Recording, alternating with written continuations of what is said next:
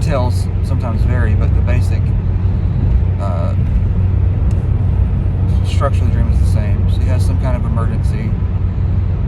She calls 911, and the operator on 911 doesn't believe she has a real emergency, which is kind of goofy if you think about it, because if you call 911, the operator's not gonna be like, well, do you really have an emergency? Can you prove it? That's just not how things work. But that's how the dream would always play out.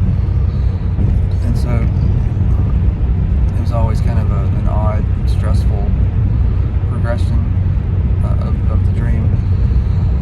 So several years ago, our family went through a tremendous crisis. I was accused of a crime falsely not committed, and it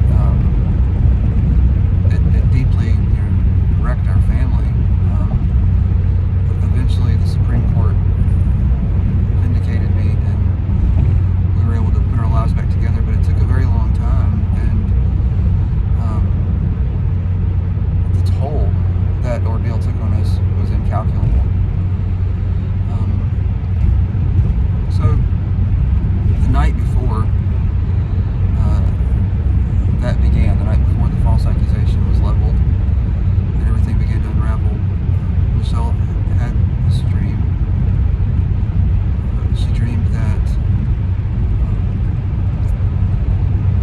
these adversaries came to her house and they nailed me to our wall in our hallway.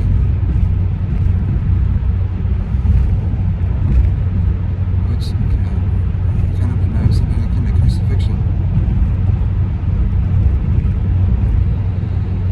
And in the dream, Michelle called 911. They believed her. They believed she had a real emergency. She got through. Now, I didn't find out about that dream until quite a bit later.